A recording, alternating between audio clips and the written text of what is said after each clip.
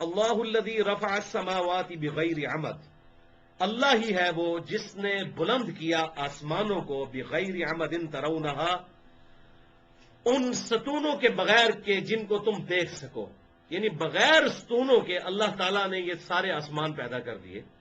اب دنیا میں جب بھی کوئی آپ نے عمارت کھڑی کرنی ہوتی ہے، اس کی چھت ڈالنی ہوتی ہے، تو بہرحال کوئی نہ کوئی سپورٹ تو اس کو چاہیے ہوتی ہے، ہوا میں تو وہ چیز کھڑی نہیں ہو سکتی۔ تو یہ اللہ تعالیٰ نے جو گریویٹیشنل فورس ہے، قوت کشش ثقل کی جو قوت ہے، اس کے ذریعے ہر چیز کو ایسا کنٹرول کیا ہے کہ بغیر سہارے کے بھی، یہ زمین بھی ہماری ہوا میں ہی معلق ہے، اسپیس کے اندر کوئی سہارا نہیں سے، لیکن وہ گریویٹیشنل فورس اس طریقے سے چیزوں کو کنٹرول کیے ہوئے ہے کہ تمام کی تمام چیزیں جو ہیں وہ ایک ٹائنیسٹ ڈیٹیل تک نہ صرف کنٹرول ہے باقی، بلکہ وہ ایک دوسرے کے ساتھ ٹکراتی بھی نہیں ہے، ایسا ان کا پرفیکٹ ہارمونی ہے۔ ثم استوى علی العرش، اس کے بعد اللہ تعالیٰ عرش پر مستوی ہوا جیسا کہ اس کی شان کے لائق ہے۔ اب یہ جو اسماء و صفات کا مسئلہ ہے، یہ میں آلریڈی ایڈریس کر چکا ہوں، مسئلہ نمبر 41، جسے شوق ہو تو وہ دیکھ سکتا ہے۔ وَسَخَّرَ الشَّمْسَ وَالْقَمَرَ، اور اسی نے سورج اور چاند کو پابند کیا ہے، اسی نے مسخر کیا ہے۔ کُلٌّ یجری لأجل مسمى، ہر ایک اپنی مقررہ مدت تک کے لیے رواں دواں ہے، چاہے سورج ہو چاہے چاند ہو، اس کو اللہ تبارک و تعالیٰ کے امر نے مسخر کیا ہوا ہے، اور جو اس کی ڈیوٹی لگی ہے اس کے مطابق وہ اپنی زندگی گزار رہا ہے، لیکن یہ بھی ہمیشہ کے لیے نہیں ہے، ایک مقررہ مدت تک۔ اور وہی قرآن پاک میں ذکر بھی آیا قیامت والے دن وجمع الشمس والقمر، قیامت جب قائم ہوگی تو سورج اور چاند جو ہے یہ آپس میں مل جائیں گے، اور ملیں گے کیسے؟ اس کی سائنٹیفک ریزن یہی ہو سکتی ہے کہ اگر گریویٹیشنل فورس جو ہے جو بیلنس کیے ہوئے ہے ہر چیز کو، اگر یہ ڈسٹرب کر دی جائے تو ہر چیز جو ہے وہ دوسرے کے ساتھ ٹکرا جائے گی، واللہ عالم۔ تو ان تمام چیزوں کو اللہ تعالیٰ نے مسخر کر دیا ہے، کام میں لگایا ہے، لیکن ایک مقررہ مدت تک کے لیے۔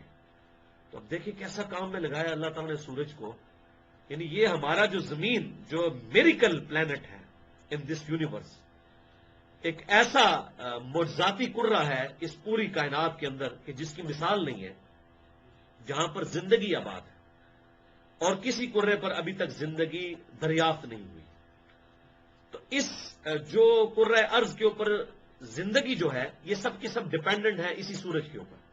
سورج کی وجہ سے ہی زمین پر ہوائیں چلتی ہیں، سورج ہی کی تپش کی وجہ سے سمندروں کا پانی ایویپوریٹ ہوتا ہے، اور بارش یا گلیشیئر کی فارم میں پہاڑوں پر گرتا ہے، اور وہی گلیشیئر سورج کی تپش سے ہی پگھلتے ہیں، اور زمین کے اوپر دریا چلتے ہیں، اور زمین کے نیچے بھی سوتوں میں پانی رواں دواں ہوتا ہے، جو زندگی کی سب سے بیسک نیڈ ہے، پانی۔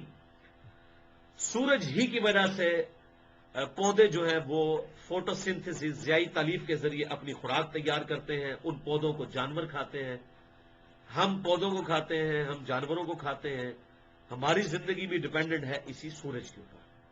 تو اللہ تعالیٰ نے اسے ایسا مقرر فرما دیا، اور آپ حیران ہوں گے کہ یہ ایک سورج ہے صرف، اور یہ ہماری جو گلیکسی ہے ملکی وے، اس کا یہ سب سے چھوٹا سورج ہے، سب سے چھوٹا۔ اس طرح کے 300 ارب سورج ہماری گلیکسی ملکی وے کے اندر دریافت ہو چکے ہیں۔ 300 بلین، 1 بلین جو ہے نا، 1 ارب، یہ اتنا بڑا فگر ہے کہ اگر کوئی شخص 24 گھنٹے گنتی گنتا رہے نا تو 30 سال لگیں گے 1 ارب گنتی گنتے ہوئے۔ آپ روزانہ کتنا گن لیں گے؟ 24 گھنٹے میں 86,400 سیکنڈ ہوتے ہیں، تو 1 سیکنڈ میں 1 دفعہ بھی آپ گنتی گنیں سارے کام چھوڑ کے، تب بھی 1,00,000 دفعہ بمشکل ایک دن میں گن سکتے ہیں۔ تو 1,00,000 بھی روزانہ کا حساب لگائیں تو آپ گھر جا کے کیلکولیٹ کر لیجئے گا، 25 سے 30 سال ریکوائرڈ ہیں 1 ارب گنتی گننے کے لیے۔ یہ اتنا بڑا فگر ہے 1 ارب۔ تو یہ 1 ارب سورج نہیں ہے، 300 بلین سورج ہماری صرف گلیکسی ملکی وے میں دریافت ہو چکے ہیں، اور یہ صرف بھائیو ایک گلیکسی ہے، صرف ایک گلیکسی۔ اس طرح کی 250 ارب گلیکسیز دریافت ہو چکی ہیں۔ اب 250 ارب کو آپ ملٹیپلائی کریں 300 بلین سے، یہ تو سٹارز ہیں، اور پھر اس کے علاوہ جو کرے ہیں وہ الگ سے، تو یہ بالکل انبلیویبل فگر ہے۔ اسی لیے سائنٹسٹ کہتے ہیں کہ سمندر کے کنارے پر ریت کے ذروں کی تعداد اتنی نہیں ہے جتنے کہ اس کائنات کے اندر ستارے موجود ہیں، سٹارز موجود ہیں سورج کی طرح کے، اور سورج ان میں سب سے چھوٹا ہے۔ اور اس ایک سورج میں روزانہ ہر سیکنڈ میں 50 کروڑ اٹامک بم کے برابر انرجی ریلیز ہوتی ہے، اور آج سے نہیں بھائیوں، 15 بلین ایئر سے، 15 ارب سال سے یہ سورج اس طریقے سے اپنی انرجی ریلیز کر رہا ہے۔ تو بھائیوں، سورج کو کون بہکا رہا ہے؟ اتنی انرجی کون دے سکتا ہے؟ اور یہ تو ایک سورج، پھر اس طرح کے 300 ارب سورج صرف ہماری گلیکسی ملکی وے میں، اور یہ ایک گلیکسی، اور اس طرح کی 250 billion galaxies in this universe. یہ ناسا کی رپورٹ ہے، نیشنل جغرافک اور ڈسکوری چینل کی۔ یہ نہ سمجھیے کسی مولوی نے کوئی دریافت کیا ہے، نہ اس کی یہ کمپیٹنسی ہے، یہ میں آپ کو ناسا کے فگرز بتا رہا ہوں۔ تو یہ اتنا بڑا فگر ہے کہ ان امیجنیبل ہے۔ تو اللہ تعالیٰ صرف ایک سورج کا ذکر کر رہا ہے کہ اس کو ہم نے ایسے کام میں لگایا ہے، اور یہ اپنے کام میں دیکھیں کتنا فرما بردار ہے۔ یہ سورج کبھی ایسا نہیں ہوگا کہ اس کی کوئی موشن ڈسٹرب ہو جائے، یا یہ بجھ جائے، یا یہ ود رسپیکٹ ٹو زمین چلنے سے انکار کر دے۔ ویسے تو زمین بھی حرکت میں ہے، اور اس میں میرا پورا لیکچر ہے، who is Allah in the light of latest scientific facts. Allah کون ہے جدید سائنسی حقائق کی روشنی میں، مسئلہ نمبر 60 کے نام سے تقریباً 70 منٹ کی گفتگو ہے، جسے شوق ہو تو وہ دیکھ سکتا ہے۔ تو اللہ تعالیٰ فرماتا ہے ہر چیز کو ہم نے مسخر کر دیا ہے۔ یدبر الامر، اللہ تعالیٰ ہی کاموں کی تدبیر فرماتا ہے۔ یفصل الآیات، اور وہی آیات کھول کھول کر بیان کرتا ہے، یعنی اپنی نشانیاں۔ لعلکم بلقاء ربکم توقنون، تاکہ تم اپنے رب کی ملاقات کا یقین کر لو۔ یہ اتنی بڑی بڑی نشانیاں اس لیے بتائی جاتی ہیں کہ بھائیوں، یہ ساری چیزیں بنانے سے بنی ہیں، اور اگر یہ بنانے سے بنی ہیں تو ہمیں بھی کسی نے بنایا ہے، اور ہمیں اس کا مقصد پورا کرنا ہے، اور اگر ہم نے وہ مقصد پورا نہ کیا تو وہ ہستی ہمارے ساتھ کوئی بھی سلوک کرنے پر قادر ہے۔ یہ ہے اصل چیز۔ وَهُوَ الَّذِي مَدَّ الْأَرْضَ وَجَعَلَ فِيهَا رَوَاسِيَ وَأَنْهَارًا، وہی اللہ ہے جس نے زمین کو پھیلا دیا اور اس میں پہاڑ رکھ دیے اور دریا بھی رواں کر دیے۔ یہ زمین، اس کو اللہ تبارک و تعالیٰ نے کیسا بچھونا بنایا ہے، اس کو بیلنس کیا ہے، اس کا سٹیبلائزر کے طور پر پہاڑوں کو رکھ دیا ہے۔ جیسے آپ یہ کبھی ویل بیلنسنگ کروائیں نا، اس کے رم کے اوپر مختلف جگہ پہ چھوٹے چھوٹے میسز لگائے جاتے ہیں تاکہ یہ ویل جو ہے وہ بیلنس رہے۔ اور ظاہر ہے کہ زمین جو ہے وہ اپنے محور کے گرد بھی گھوم رہی ہے، پھر سورج کے گرد بھی گھوم رہی ہے، اتنی اس کی موشنز ہیں۔ یہ تمام کی تمام چیزیں جو بیلنس ہیں، اور ان کو اللہ تبارک و تعالیٰ نے پہاڑوں کے ذریعے بیلنس کیا ہے، اور زمین پر پھر راستے بنا دیے ہیں نہروں کے چلنے کے لیے، دریاؤں کے چلنے کے لیے، جن کی وجہ سے پوری دنیا میں زندگی رواں دواں ہے۔ اگر یہ پہاڑ جو دریا ہیں یہ خشک ہو جائیں، یہ پانی بہنا بند ہو جائے، تو انسان اس روئے ارض پہ زندہ نہیں رہ سکتا۔ وَمِن كُلِّ الثَّمَرَاتِ، اور ہر طرح کے پھل، جَعَلَ فِيهَا، اس میں رکھ دیے ہیں اللہ تبارک و تعالیٰ نے، زَوْجَيْنِ اثْنَيْنِ يُغْشِي اللَّيْلَ النَّهَارَ، اور ہر چیز جوڑوں کی شکل میں ہے، اور وہی اللہ ہے کہ ڈھانپ لیتا ہے رات سے دن کو۔ یعنی یہ دن جو ہے، اس کے اوپر رات آتی ہے تو یہ مکمل طور پہ تاریکی چھا جاتی ہے۔ یہ اللہ تعالیٰ ہے جس نے دن اور رات کا سسٹم بنایا ہے، اور ہر چیز کو جوڑوں کی شکل میں پیدا کیا ہے۔ جتنی بھی اسپیشیز ہیں، چاہے وہ پلانٹ کنگڈم سے ہو یا اینیمل کنگڈم سے ہو، ہر چیز جوڑوں کی شکل میں۔ پودوں میں بھی نر اور مادہ ہے، جس طرح کے جانوروں میں نر اور مادہ ہے، ہر شے جوڑوں کی شکل میں۔ اور یہ اسپیشیز کی تعداد تو انبلیویبل ڈیٹا ہے۔ اس وقت ہمارے روئے ارض پہ تقریباً 2 ملین یعنی 20 لاکھ اسپیشیز دریافت ہو چکی ہیں، جانوروں اور نباتات کی ملا کر۔ یعنی اگر آپ اسپیشیز صرف گننا شروع کریں، گھوڑا ایک مخلوق، گدھا دوسری مخلوق، چیل تیسری مخلوق، کوا چوتھی مخلوق، اسی طریقے سے پیپل کا درخت، آم کا درخت، یہ تمام اسپیشیز اگر مختلف گنی جائے نا تو یہ 20 لاکھ بنتی ہیں زمین پہ، خشکی اور تری کو ملا کر 20 لاکھ۔ یہ ان کی تعداد نہیں ہے، یہ اسپیشیز کی تعداد۔ پھر ایک ایک اسپیشیز، صرف انسان ہی دیکھ لیں 6.5-7 ارب ہے، اور انسان تو بہت تھوڑے ہیں۔ حشرات الارض جو ہے، زمین کے کیڑے مکوڑے، یہ اتنے زیادہ ہیں کہ اگر زمین پر بسنے والے ہر شخص کو 20 کروڑ کیڑے دے دیے جائیں، 20 کروڑ ان کو دے دوں، ان کو دے دوں، ان کو، اس طرح 6.5-7 ارب انسانوں کو 20 کروڑ کیڑے دے دیے جائیں، 200 ملین، 20 کروڑ، تو یہ کفایت کر جائیں گے. اتنے زیادہ کیڑے ہیں صرف حشرات الارض. اور پھر ان کا آپ دیکھیں ریپروڈکشن کا سلسلہ کس طریقے سے نسل آگے چل رہی ہے، اور ہر چیز بیلنس ہوئی ہوئی ہے. کس طریقے سے اللہ تبارک و تعالیٰ نے کسی کی جو ہے وہ افزائش نسل کا ذریعہ جو ہے وہ انڈے کو بنا دیا ہے، کسی کے بیج کو بنا دیا ہے، اور اس طریقے سے یہ سارے کے سارے معاملات اللہ تبارک و تعالیٰ چلا رہا ہے. جوڑوں کی شکل میں اللہ تعالیٰ نے چیزیں پیدا فرمائی ہیں.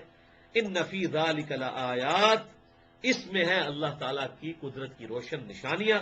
لقوم یتفکرون، لیکن ان کے لیے جو تفکر کریں، جو سوچیں.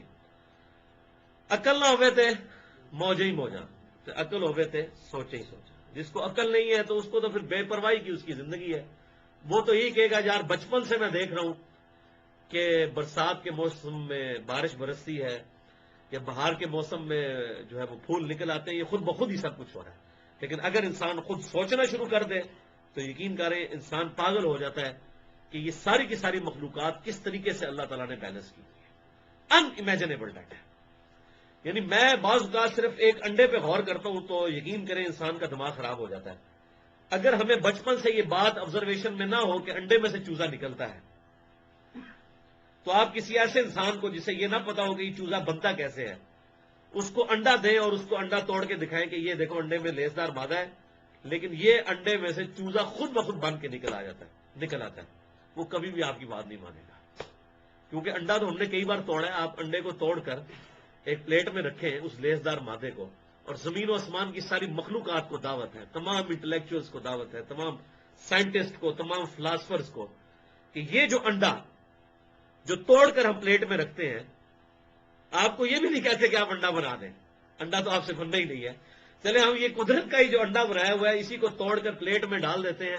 اس لیسدار مادے میں سے ایک چوزا تو بڑی دور کی بات، ایک چوزے کی چونچ کو بنا کے بتا دے، اس کا کوئی پر بنا کے بتا دے، اس کی ایروفائل سٹرکچر. تو اب یہ کوئی بیوقوف ہوگا نا جو یہ کہے گا کہ انڈے میں سے چوزا خود بخود نکل آتا ہے. بھائیو جو کام کرنے سے نہیں ہو سکتا وہ خود بخود کیسے ہو سکتا ہے؟ اگر یہ چوزا خود بخود بن رہا ہو انڈے میں سے، پھر تو ہمارے بننے سے بھی بن جائے کہ ہم انڈا توڑیں، آپ کو لیسدار مادہ دیتے ہیں، آپ اس پہ ایکسپیریمنٹ پرفارم کریں اور ایک چوزا بنا کے بتائیں. مرغی ہی انڈا دے گی. وہ انڈا چاہے آپ مشین کے اندر رکھیں یا مرغی کے نیچے رکھیں، انڈا مرغی نہیں دینا ہے. اس کے بغیر انڈا نہیں ہو سکتا. تو یہ تو صرف مرغی کے انڈے کی بات ہو رہی ہے. روزانہ کھربوں کبوتروں کے انڈے، چیلوں کے انڈے، ایون کیڑیوں کے انڈے، مچھروں کے انڈے. اور میں یہ اکثر مثال دیتا ہوں، یہ جو ڈریگن فلائی ہے یہ بال پوائنٹ کے نقطے جتنا ایک انڈا ہے تقریباً، جس میں سے یہ ڈریگن فلائی نکلتی ہے، جسے ہم یہ پنجابی میں ہیلی کاپٹر کہتے ہیں، جس کو کاپی کر کے شنوک ہیلی کاپٹرز بنائے ہوئے ہیں امریکہ نے، جس کے وہ 4 پر ہوتے ہیں، 2 اس طرف تیزی سے وہ ہلاتی ہے. یہ ڈریگن فلائی جو ہے اس کے ایک ڈھیلے میں 25,000 آنکھیں ہوتی ہیں. 25,000 آنکھیں، 2 ڈھیلوں کی ملا کے 50,000 آنکھیں. اور یہ ٹائنیز ڈیٹیل تک کوآرڈینیٹس کو لوکیٹ کر لیتی ہے. زمین و آسمان کی ساری مخلوقات مل کے ایک ڈریگن فلائی نہیں بنا سکتے، اس کا ماڈل نہیں کو بنا سکتا پرفیکٹ اسی طریقے سے. تو یہ کہنا کہ یہ انڈے میں سے خود بخود ڈریگن فلائی نکل آتی ہے، تو کوئی بے وقوف بھی ہوگا جو اس بات کو مان لے. اسی لیے بیالوجی کے ابھی تک 2 ہی لاز فائنل ہوئے ہیں. ایک تو یہ کہ ہر زندہ چیز جو ہے یہ پانی سے پیدا ہوئی، اور دوسرا لا یہ فائنل ہوا ہے کہ living things can never be produced from non living things. زندہ چیزوں کو کبھی بھی مردہ چیزوں سے نہیں پیدا کیا جا سکتا. انڈا جو ہے یہ مرغی ہی دے گی تو اس میں سے چوزا نکلے گا. انڈا آپ نہیں بنا سکتے، بیج خود نہیں بنا سکتے. بیج جو ہے وہ درخت میں سے ہی نکلے گا، اور وہ بیج جب آپ زمین میں بوئیں گے تو 6 ارب گنا بڑا درخت بن جائے گا. اس بیج کے اندر اتنا ڈیٹا موجود ہے کہ انسانی تاریخ میں جتنی کتابیں لکھی گئی اس سے زیادہ ڈیٹا ایک بیج کے اندر ہے. ایک بیج میں یہاں تک ڈیٹا موجود ہے. آپ یہ تربوز ذرا کاٹیں، اس کے اندر کتنے بیج ہیں؟ وہ ایک بیج جو ہے وہ اربوں تربوز اپنے اندر رکھتا ہے، کیونکہ اس کو جب آپ بوئیں گے تو اس میں سے تربوز نکلے گا، اس کے اندر بیج ہوں گے، اس کے اندر سے تربوز نکلیں گے. ایک بیج یہ بہت بڑا اللہ تعالیٰ کا معجزہ ہے. بیج، اس کو زمین میں بوئیں، کس طریقے سے درخت اس میں سے نکلتا ہے. اور کبھی ایسا نہیں ہوگا کہ آم کا بیج آپ بوئیں، یہ گٹھلی آم کی جو ہے وہ بیج ہی ہوتا ہے آم کا، تو اس میں سے سیب نکلا ہے، ایسا کبھی نہیں ہو سکتا. نیور. اتنی اوبیڈینٹ ہیں یہ مخلوقات. اللہ تعالیٰ نے ان کو ایسا جو ہے وہ بنایا ہے کہ اللہ تعالیٰ کی یہ فرما بردار ہے، اسی حکم کے تحت چل رہی ہے. ایک بیج میں یہ بھی ڈیٹا موجود ہے کہ اس سے جو درخت اگے گا اس کے تنوں کا سائز کیا ہوگا، پتوں کا رنگ کیا ہوگا، پتے کی سائز کیا ہوگی، پتے کی شیپ کیسی ہوگی، اس پہ فروٹ کب لگے گا، اس فروٹ کے پکنے کی ٹائمنگ کیا ہوگی. ایک ایک چیز جو آپ ایک درخت کو دیکھ کر سوچ سکتے ہیں نا، اس کی جتنی انفارمیشن، یہ ساری بھائی اسی بیج میں تو ہے. تو اگر کوئی کہتا ہے یہ بیج خود بخود بن گیا ہے، تو ہم زمین و آسمان کی ساری مخلوقات کو دعوت دیتے ہیں کہ ہمیں ایک بیج بنا کے کوئی بتا دے. چلے ہم بیج آپ کو دے دیتے ہیں، مٹی میں نہ بوئیں، پانی میں نہ بوئیں، اس کو دنیا کی کسی مہنگی ترین دھات میں پھینکیں. سب سے مہنگی دھات سونا ہے نا، اس میں بیج کو آپ پھینکیں اور اس میں سے درخت نکال کے بتا دیں. وہ حقیر مٹی ہے جس میں سے یہ سب کچھ نکلے گا. اور یہ اللہ تعالیٰ نے ایک مفت مٹی رکھ دی زمین کے اوپر. ورنہ یقین کریں کہ اگر یہ جتنی قیمتی چیز ہے خوراک ہماری ڈپینڈنسی کے لیے، چاہے وہ گندم کی شکل میں ہو یا فروٹ کی شکل میں ہو، اگر اس کو مہنگی چیز میں اگانا پڑ جاتا، سونے کے اندر یا چاندی کے اندر، تو کتنی مصیبت بن جاتی. لوگ مفت، مطلب یہ تو انجوائے کر رہے ہیں چیزیں. یہ جو لوگ کسان وغیرہ ہیں اور جو کھیتیاں اگاتے ہیں وہ اس ایکسپیرینس سے گزرتے ہیں، اور انسان حیران رہ جاتا ہے کہ یار ایک بیج. میں نے بھی ایک دفعہ خود تجربہ کیا اسلام آباد میں، ہمارے ساتھ پلاٹ خالی تھا تو اس سے اجازت لے کے، تو ہم نے وہاں پر یہ خربوزہ اور تربوز، اسی طریقے سے ککڑی، لوکی وغیرہ، یہ ساری چیزیں ہم نے اپنے ہاتھوں سے بوئی. انسان پاگل ہو جاتا ہے کہ یار بیج بویا تھا، اتنا بڑا تربوز نکلا ہے اس میں سے، یہ خود بخود بن گیا. اور اس طریقے سے بنا کہ آپ دیکھیں اس کی بار ایک کھال ہے جس نے اس کو سارا پروٹیکٹ کیا ہوا ہے، وہ ڈارک گرین کلر کی. پھر اس کو آپ کاٹتے ہیں، اس میں ریڈ کلر، پھر اس میں سسپینڈڈ فارم میں کالے کالے بیج، ہر ایک بیج اپنی جگہ پہ لگا ہوا. اور وہ ایک بیج نہیں ہے، وہ کروڑوں تربوزوں کا ڈیٹا ہے ایک بیج. اس میں سے کروڑوں اربوں تربوز نکلنے ہیں. اور دیکھیں زمین کیسی فرما بردار اللہ تعالیٰ نے بنا دیا. اب یہ سڑک کے کنارے، فٹ پاتھ کے کنارے، آپ کو پتا ہے برسات میں جب یہ پانی بہتا ہے تو یہ فٹ پاتھ کے کنارے کے اوپر نا مٹی سائڈ پہ جمع ہوتی جاتی ہے. اور آپ دیکھیں گے کہ وہ بہار کے موسم میں اس سائڈ کی مٹی میں سے بھی پودے نکلنے شروع ہو جاتے ہیں. ایون یہ پرانے زمانے کی جو یہ قلعوں کی دیواریں بنی ہوئی ہیں، وہ اس کی چنائی مٹی سے ہوئی ہوتی ہے. وہاں اس دیوار پہ بیٹھ کے اگر کوئی چڑیا وغیرہ جو ہے وہ بیٹ کر دے تو اس کے بیٹ کے ذریعے وہاں پر جو بیج گرتا ہے اس میں سے بھی پودا نکل آتا ہے. کتنی اوبیڈینٹ ہے یہ مٹی. اللہ تعالیٰ نے کیسا اس کو مسخر فرمایا. لیکن بات وہی ہے، ان فی ذالک لآیات لقوم یتفکرون، ان میں ہے نشانیاں ان کے لیے جو غور و تفکر کرتے ہیں، پاگلوں کے لیے نہیں جو اپنی عقل کو استعمال نہیں کرنا چاہتے.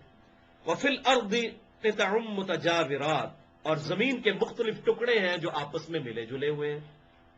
آپ دیکھیں کہ مختلف قسم کی زمینیں ہیں، بعض زراعت کے لیے کارگر ہیں، بعض نہیں ہیں، بعض ریتلی زمینیں ہیں، بعض سیم والی زمینیں ہیں.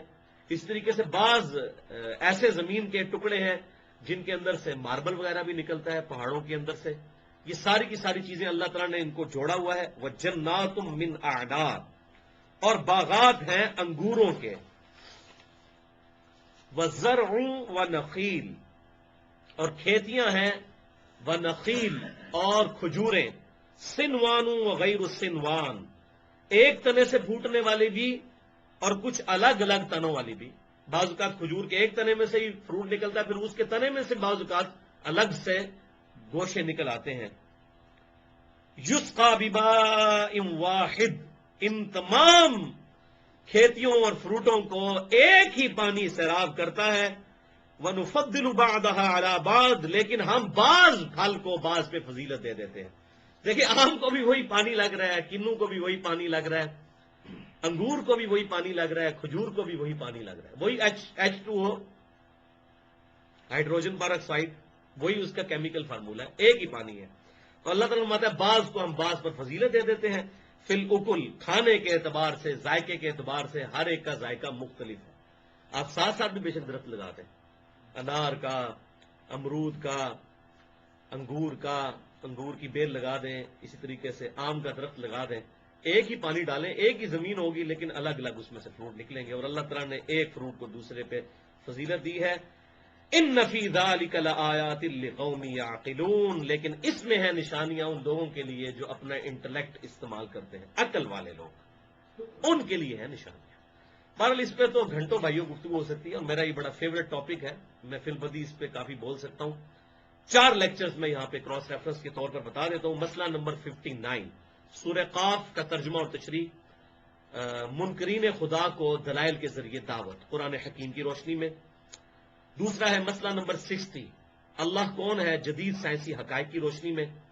تیسرا ہے مسئلہ نمبر 64، انسان کی ہدایت کے 5 بنیادی سٹیپ، سورہ ال عمران کا آخری جو رکوع ہے اس کی روشنی میں۔